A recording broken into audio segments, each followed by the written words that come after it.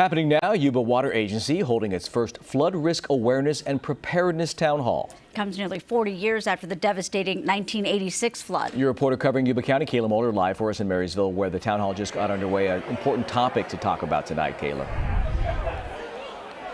Yeah, that's right. The last time this county experienced a catastrophic flood was back in 1997. And a lot of people have moved here since then, and they might not be aware of the risk. And since it was so long ago, some people might have just forgotten. So they've got the 530 Event Center all set up, ready to go. Things are just kicking off. There are quite a few people here already.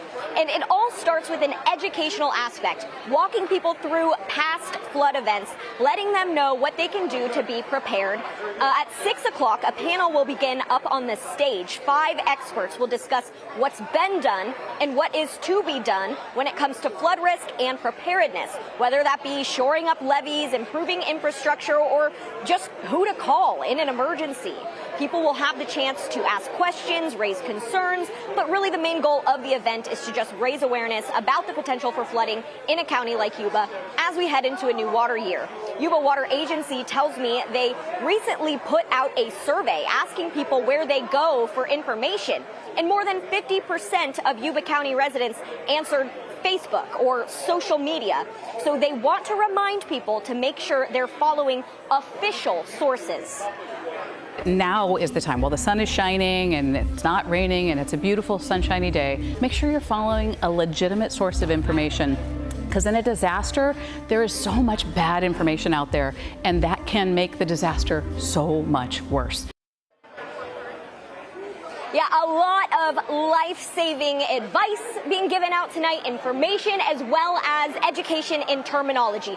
For example, I'm sure you've heard of a 100-year level flood protection, but what does that mean, right?